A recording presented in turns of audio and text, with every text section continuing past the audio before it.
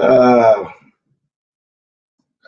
all right, so African campaign Hamites everywhere. The land of ham sandwich. Well, let's go back to the 90s. Let's watch Nelson Mandela. Uh, I don't know, Zulu, Bantu, whatever the hell he is, right? Some of y'all Israelite came over here in the 90s before majority of you so-called wannabe Negroites or whoever you think you are now was even in the truth of knowing who you are as Hebrew Israelites, right? I cannot stand Hamites, and I would never accept them. That's a fact. So you could talk shit about the Hamites forever and ever, and even forever. I didn't have to come into the truth to acknowledge that Ham is my enemies and not my brothers. I'm not gonna come into the truth and acknowledge them as my brothers. That's off. Anyway, let's watch Nelson Mandela, since this is the great old president that did 20 something years, South African president, and came out and was celebrated, came to the United States of America over here where you Negroes at, and didn't give a shit about you. And nobody was talking about come back home to Africa, the year of the return. Nobody was saying that shit. Okay.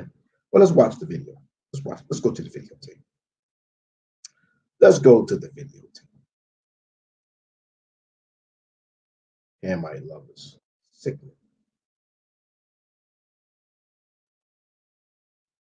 Here we go.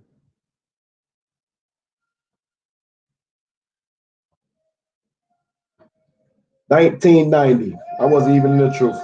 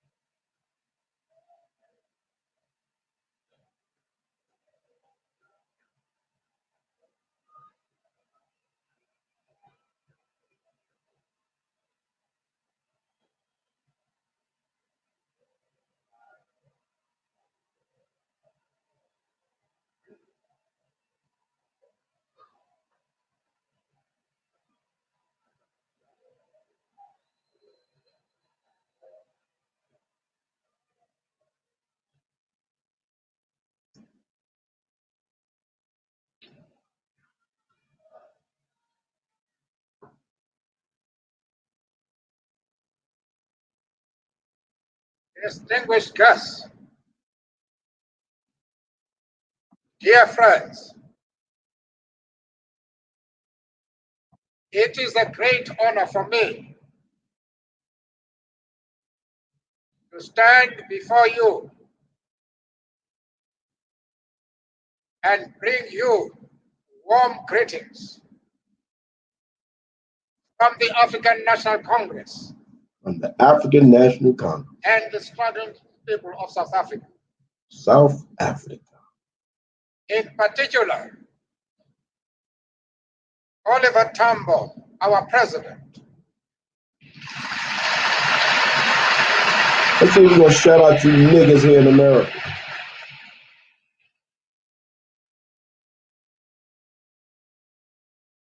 sends you his best wishes and deep appreciation for your support over the long years of our bitter struggle. During the long years when we were in prison, you did not forget us. Neither did you abandon our struggling people.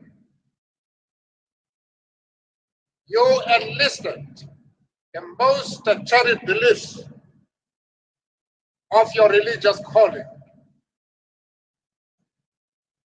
You took up the mission of promoting justice and peace and helped the people's fight against the evil of apartheid. We salute you. We thank you for the resolute contribution. It is a precious gift. We are confident that in the very near future, it will contribute to the realization of the non-racial, non-sexist, democratic, and united South Africa of our joint aspirations. United South Africa.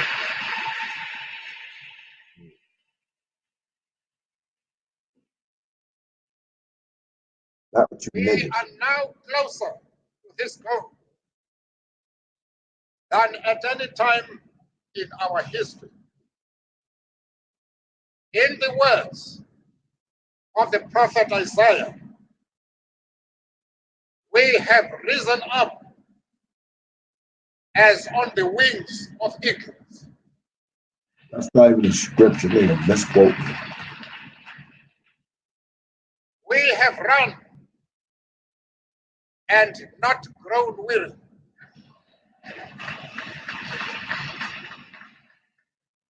We have walked and not fainted.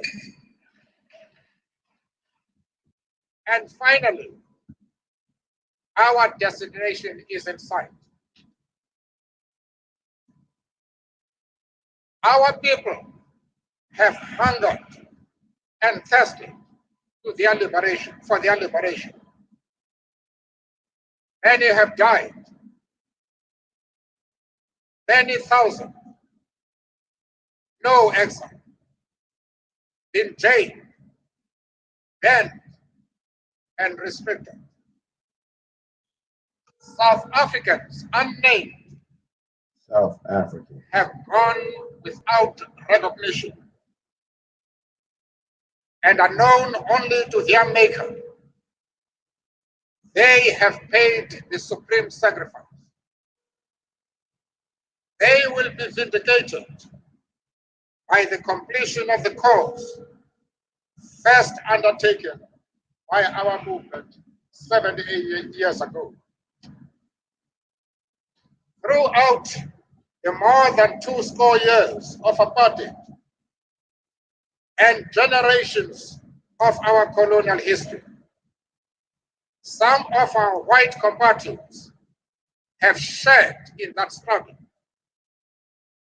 At this time, increasing numbers are ready to thrust aside this ungodly system of apartheid and participate in the creation of a new democratic South Africa.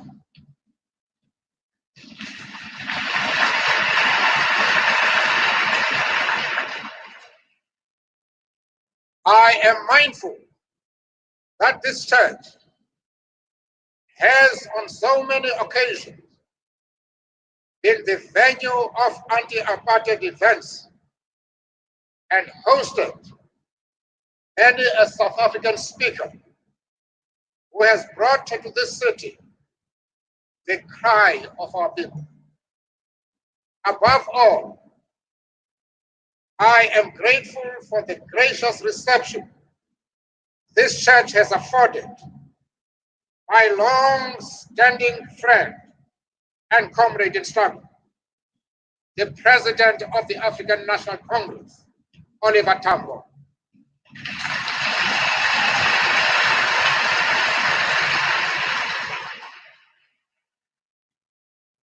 When our cause was not a popular cause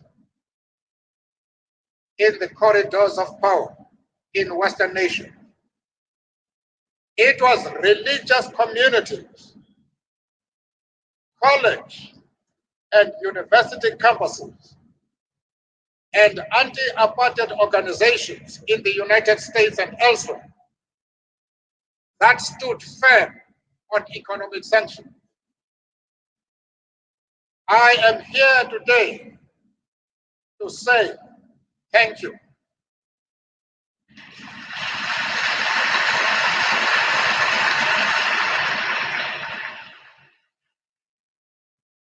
The ANC acknowledged that anti-apartheid work of religious leaders and lay people across the land. We are indebted to all of you who promote our cause here and throughout the world. Our victory will be your victory. Today, some of the household names in South Africa are of religious leaders whose commitment to their faith and engagement in the struggle for a new South Africa is without contradiction. They have shown that religion is about the celebration of liberation, the affirmation of the fullness of life, the dignity of God's children, black and white, male and female, young and old.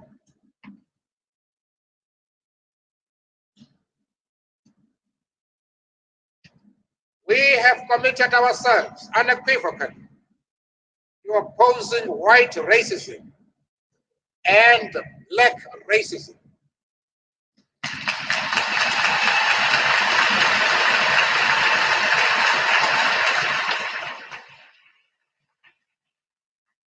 We reject sexism and have pledged ourselves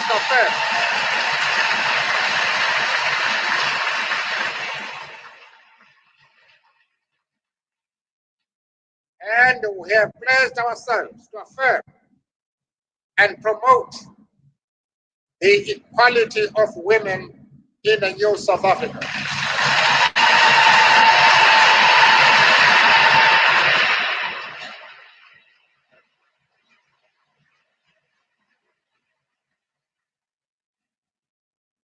Our young people want and have every right to a quality education,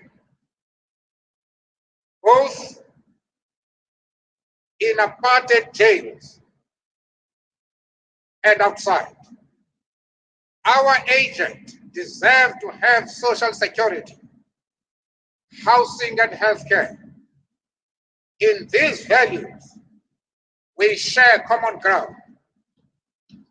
We enter now the final phase of our struggle. The structures of apartheid are crumbling. The old order is crumbling. But the age of freedom has not yet dawned. We have not come to this point because of some kind of miraculous change of heart in the South African government. No.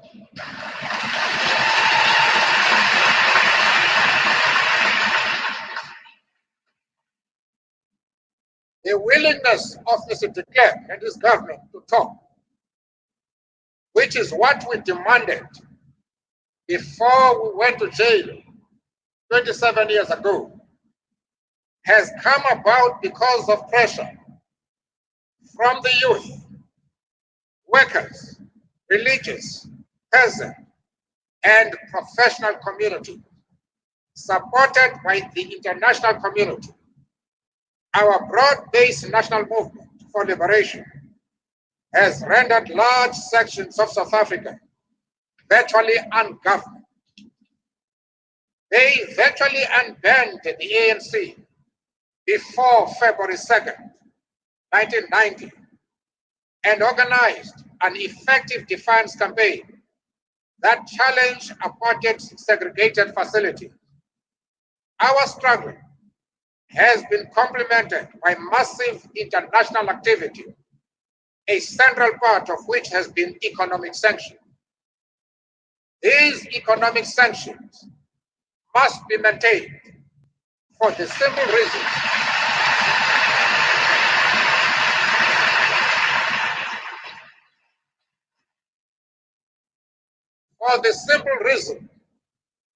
that the principle of one person, one vote is still the privilege of whites only in the country of my birth. Apartheid laws are still entrenched in South African statute books, and we still cannot yet fully engage in political mobilization and education without state violence that lurks in every corner of South Africa. We have as yet to have concrete evidence that de Klerk is prepared for transition to full democracy.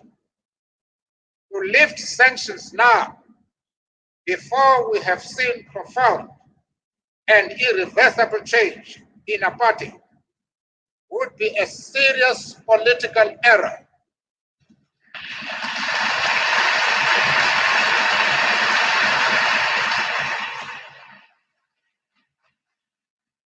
It could plunge us back into the darkness from which our country is painfully struggling to emerge.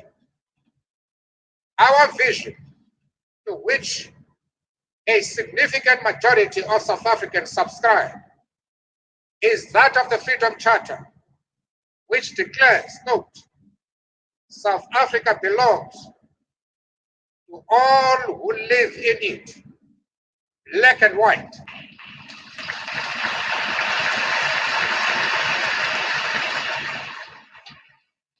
And no government can justly claim authority unless it is based on the will of all the people, unquote.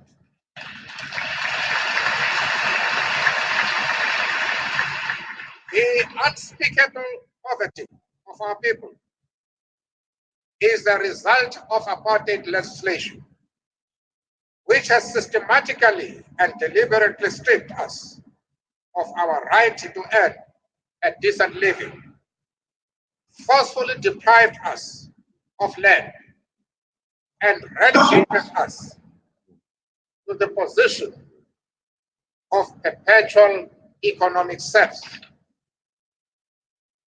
What is sacred to us is the necessity to improve the quality of life for all our people, not only the whites. We do not suggest that an economic solution can be realized overnight, and we have invited all our compatriots to join us in working out a system that will ensure equitable opportunities for all South Africans.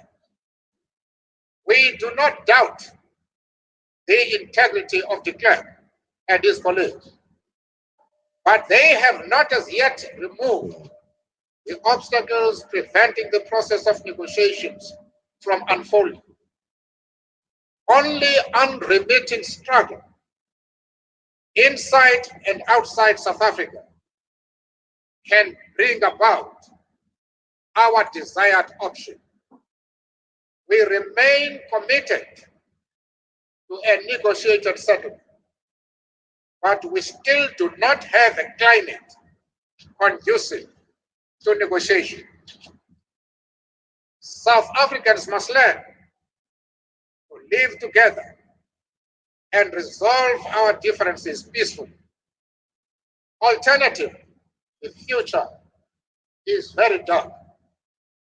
My instinctive revulsion for gratuitous violence is deeply disturbed by the forces of conflict and destruction that are tearing out the heart of Natal. Finally, one of the most daunting responsibilities facing the ANC is the reconstruction of our movement inside the country. A prerequisite for this is the repatriation of the resettlement of almost 500,000 people, including thousands of ANC exiles all over the world. They need to come home to play their rightful role in the creation of a new South Africa.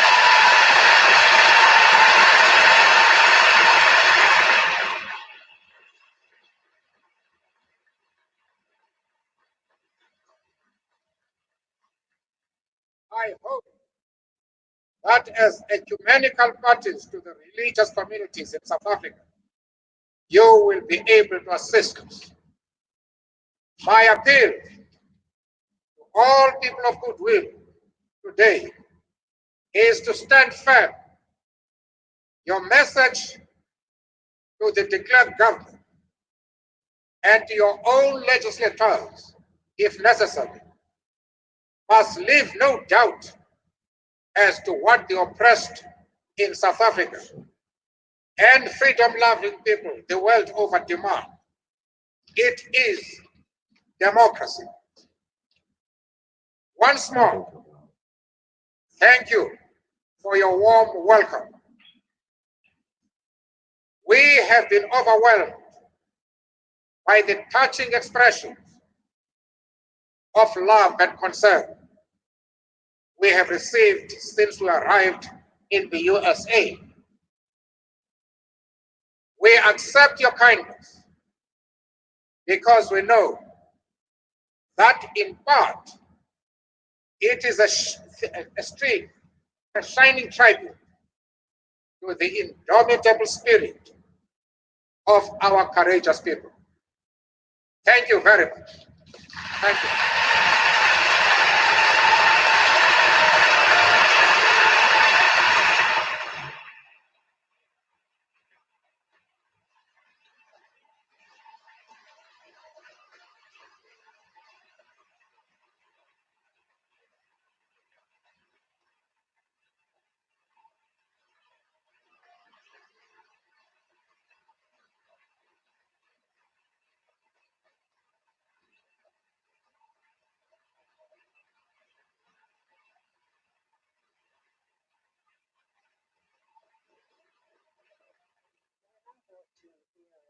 Of Nkosi Sikelel' Africa.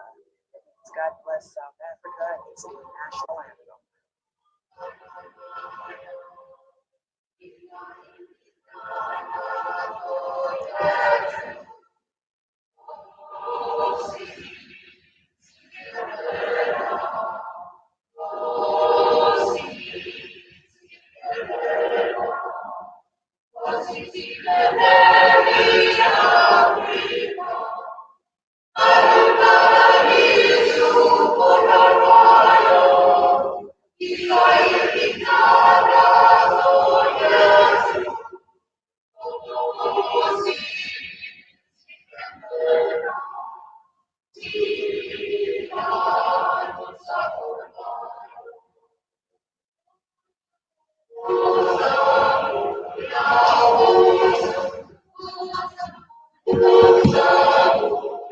All right, that's the end of this video. Tired of it. Tired of it.